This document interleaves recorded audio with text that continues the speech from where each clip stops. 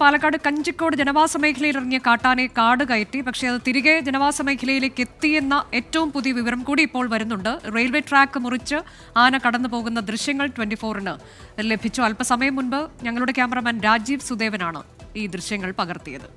ശ്രീജിത്ത് ശ്രീകുമാരൻ വിവരങ്ങളുമായി. ശ്രീജിത്ത്, കാട് കയറ്റി എന്നൊക്കെ ആശ്വസിച്ചു, പക്ഷേ തിരികെ ജനവാസ മേഖലയിലേക്ക് എത്തിയിരിക്കുന്നു എന്നുള്ളതാണല്ലോ ഏറ്റവും പുതിയ വിവരം.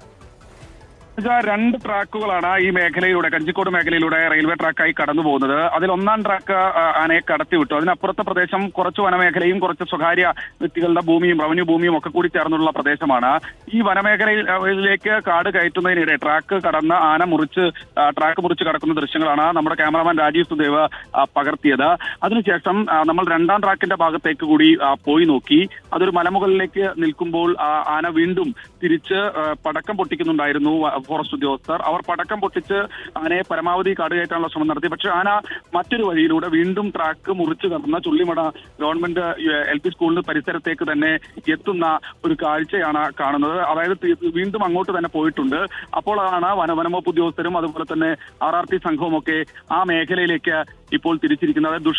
തീർത്തും ദുഷ്കരമായ ഒരു പ്രവർത്തനമാണ് ഇപ്പോൾ നടത്തിക്കൊണ്ടിരിക്കുന്നത്. കുങ്കി ആനയെ ഇപ്പോഴും ചുള്ളിമടയിൽ നിർത്തിയിരിക്കുകയാണ്. അതിനെ ആവശ്യമെങ്കിൽ ഉപയോഗിക്കാം. ഈ ചുള്ളിമട ഗവൺമെന്റ് സ്കൂളിലാണ് ഈ കുങ്കി ആന അഗസ്റ്റിനുള്ളത്. ആവശ്യമെങ്കിൽ ഉപയോഗിക്കാമെന്നാണ് പറയുന്നത്.